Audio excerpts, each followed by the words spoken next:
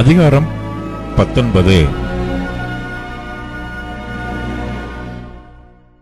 கர்த்தர் சொன்னது, நீ போய் குயவன் வேலையான ஒரு கலசத்தை கொண்டு ஜனத்தின் மூப்பரிலும் ஆசாரியர்களின் மூப்பரிலும் சிலரை கூட்டிக் கொண்டு கிழக்கு வாசலுக்கு எதிரான இன்னோமுடைய குமாரரின் பள்ளத்தாக்கிலே புறப்பட்டு போய், நான் உன்னோடே சொல்லும் வார்த்தைகளை அங்கே பிரசித்தப்படுத்து. நீ அவர்களை நோக்கி, யூதாவின் ராஜாக்களே, எருசலேமின் குடிகளே, கர்த்தருடைய வார்த்தைகளை கேளுங்கள். இஸ்ரவேலின் தேவனாகிய சேனைகளின் கர்த்தர் சொல்லுகிறார், இதோ நான் இந்த ஸ்தலத்தின் மேல் ஒரு பொல்லாப்பை வரப்பண்ணுவேன். அதை கேட்கிற யாவருடைய காதுகளிலும் அது தொனித்து கொண்டிருக்கும். அவர்கள் என்னை விட்டுவிட்டு இந்த ஸ்தலத்தை அந்நிய ஸ்தலமாக்கி தாங்களும் தங்கள் பிதாக்களும் யூதாவின் ராஜாக்களும் அறியாதிருந்த அந்நிய தேவர்களுக்கு அதிலே தூபம் காட்டி இந்த ஸ்தலத்தை குற்றமில்லாதவர்களின் இரத்தத்தினாலே நிரப்பினபடியினாலும் தங்கள் பிள்ளைகளை பாகாலுக்கு தகன பலிகளாக தகனிக்கும்படி பாகாலின் மேடைகளை கட்டினபடியினாலும் இப்படி வரப்பண்ணுவேன்.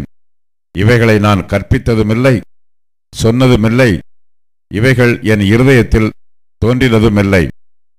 ஆகையால் இதோ நாட்கள் வரும், அப்பொழுது இந்த ஸ்தலம் தோப்பேத் என்றும் இன்னோமுடைய குமாரனின் பள்ளத்தாக்கென்றும் இனி சொல்லப்படாமல் சங்கார பள்ளத்தாக்கென்று சொல்லப்படும்.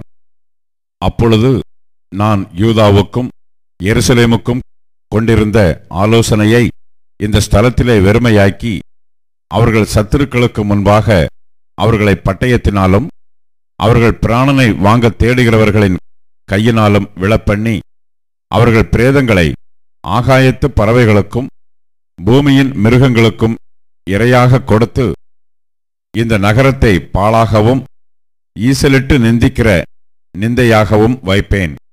அதை கடந்து போகிறவன் எவனும் பிரமித்து அதன் எல்லா வாதைகளின் நிமித்தமும் ஈசலிடுவான்.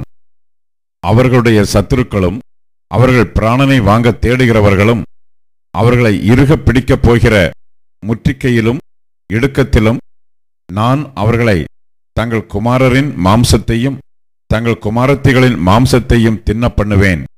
அவனவன் தனக்கு அடுத்தவனுடைய மாம்சத்தை தின்பான் என்று கர்த்தர் சொல்லுகிறார் என்று நீ சொல்லி, உன்னோடே கூட வந்த மனுஷருடைய கண்களுக்கு முன்பாக அந்த கலசத்தை உடைத்து போட்டு அவர்களை நோக்கி, திரும்ப செப்பனிடப்படக்கூடாத குயவனுடைய மண் பாண்டத்தை உடைத்து போட்ட வண்ணமாக நான் இந்த ஜனத்தையும் இந்த நகரத்தையும் உடைத்து போடுவேன்.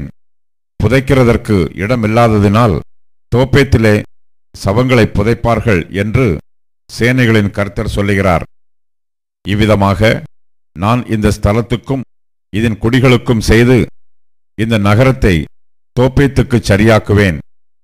எந்த வீடுகளின் மேல் வானத்தின் சகல சேனைக்கும் தூபம் காட்டி அந்நிய தேவர்களுக்கு பானபலிகளை வார்த்தார்களோ, அந்த வீடுகளாகிய எருசலேமின் வீடுகளும் யூதாவுடைய ராஜாவின் வீடுகளும் தோப்பேத் என்கிற ஸ்தலத்தைப் போல் தீட்டுப்பட்டவைகளாய் இருக்கும் என்று கர்த்தர் சொல்லுகிறார் என்று சொல் என்றார்.